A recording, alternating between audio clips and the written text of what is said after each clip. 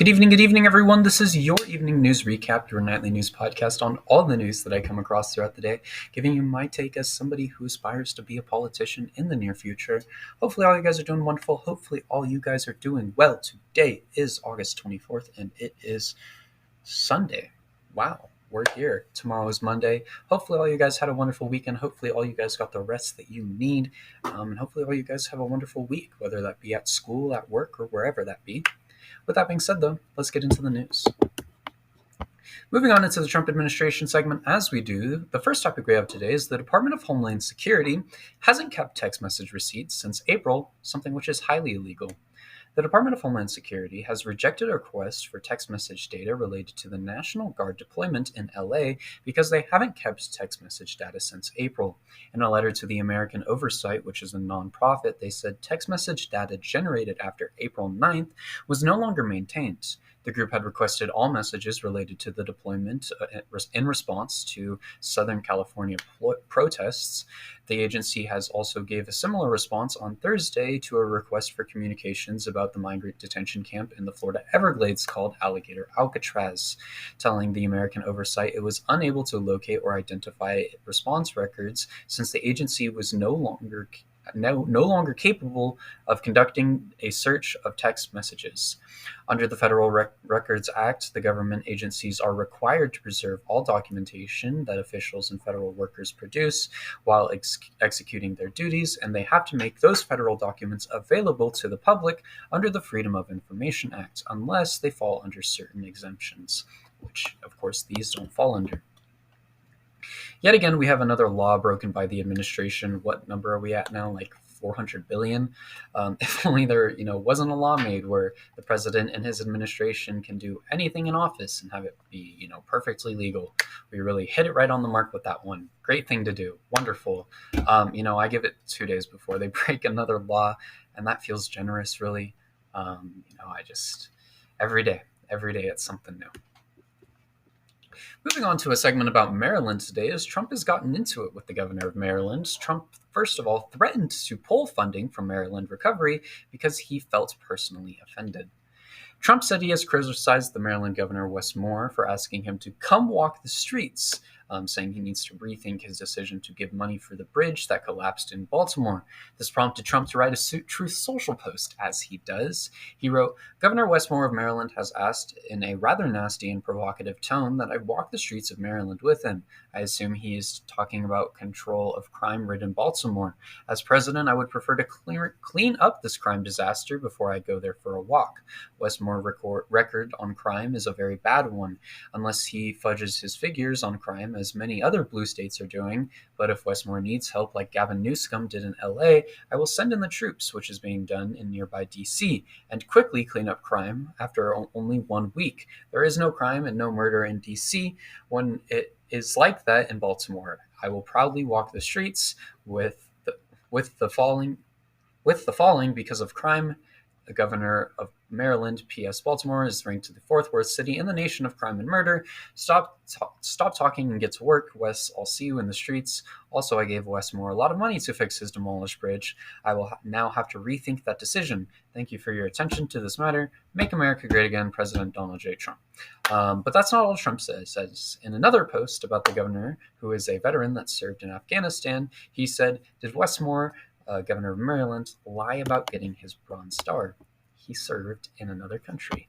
It is absolutely crazy that a governor asked for funding to rebuild a part of his city and was threatened with military occupation. That is, dictatorship 101 right there. If you don't see that, you must have a lack of brain cells. In no worlds should the president be attacking a governor for asking for funding for his capital city, which is a normal thing when disasters like a bridge falling or a hurricane, something like that happens. It is fucking sickening to me that, I've witnessed and I've spent days, years, reading and learning about history and watching this, and the fact that people still either pay no mind or believe it or agree with it or support it, not only breaks my heart for one, but pisses me off so much. I mean, this MAGA group is so dumb. They continuously fail to realize that they are all the problems because they are too caught up in racism and obsessiveness with people that they will never get to be like. Genuinely, it is so insane that they are still so obsessed after all of the things we have witnessed within this administration. It is crazy, and it's sad. It really is. In other news, Maryland has fired back at the Trump administration. In response to Trump, the governor of Maryland, Wes Moore, shot back at the president for threatening to use the National Guard. He said on CBS Face the Nation, "The reason that I asked the president to come and join us is because he seems to enjoy living blissfully ignorant."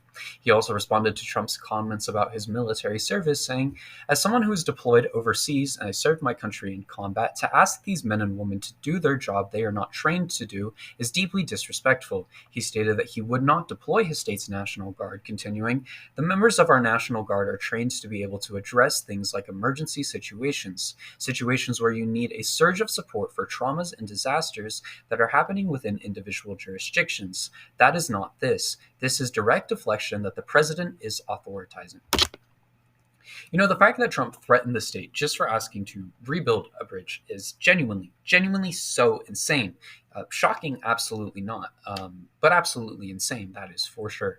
Any other president would be removed from office immediately if something like this happened, but not Donald Trump. I don't understand what continuously makes the man so special. I mean, he basically survived the Epstein files at this point and still is standing here without an issue. I mean, there has to be something or someone that can catch him up or can mess him up that will take him down. It is so crazy that he continuously is able to just walk through and do nothing and have nothing done to him.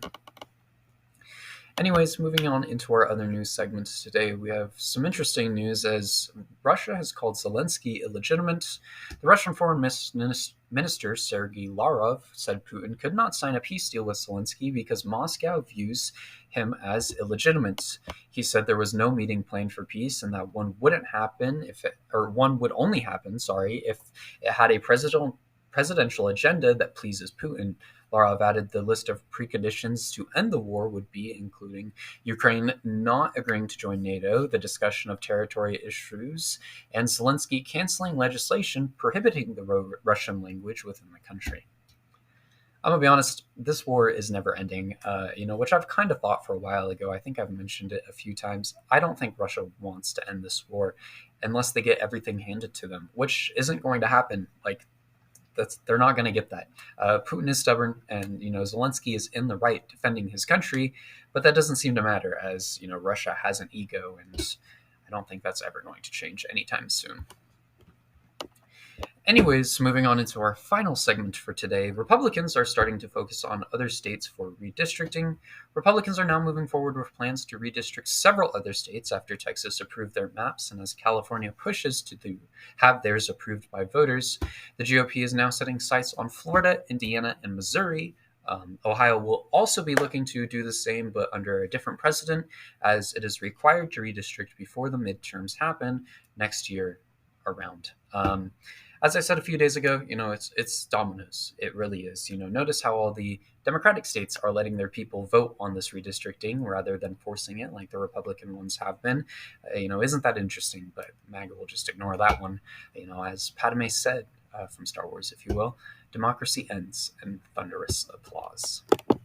With that being said, though, thank you all so much for watching today's episode. I hope you all enjoyed. It has been an interesting one, that's for sure. But if you're new here, please subscribe. We're on our way to 500 subscribers on YouTube, and I would really appreciate it if you could help me get there. If you're on Substack, please consider subscribing. All funds go to me. They'll help me pay for the things that I will need to pay for in college, like food, all the kinds of things. But if not, you can always subscribe for free. I truly do appreciate all forms of support. It means the world to me. Thank you all so much for watching today's video. I will see you all in tomorrow's episode.